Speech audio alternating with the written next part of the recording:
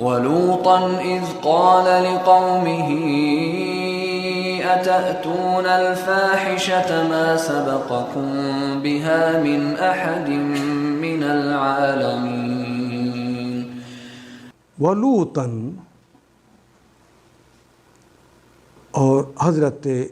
لوط، اس قال، یعنی پھر بھیجا ہم نے، ارسال کیا ہم نے لوطاً، حضرت لوط کو، اس قال،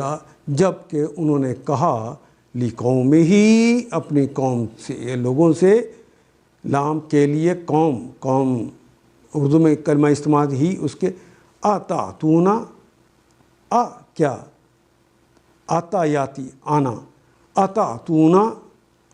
کیا تم آتے ہو، اردو میں استعمال ہونے والا کلمہ ہے، واو نون تو جمع کی علامت ہے، آتاتونا، کیا تم آتے ہو، الفاحشۃ،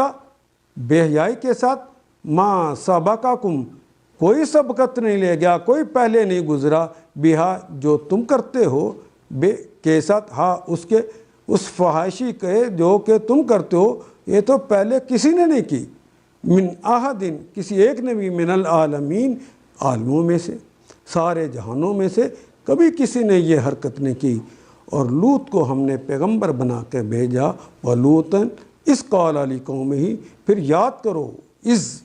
کرو اس موقع کو، قَالَ لِقَوْمِهِ، جب اس نے اپنی قوم کے لوگوں سے کہا، کیا تم ایسے بے حیا ہو گئے ہو کہ وہ فحش کام کرتے ہو جو تم سے پہلے دنیا میں کسی نے نہیں کیے تھے۔ ان آیات کو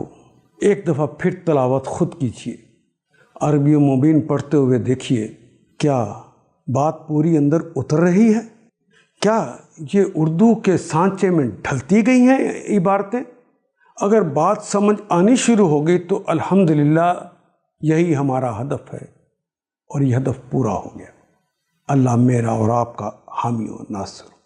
الف لام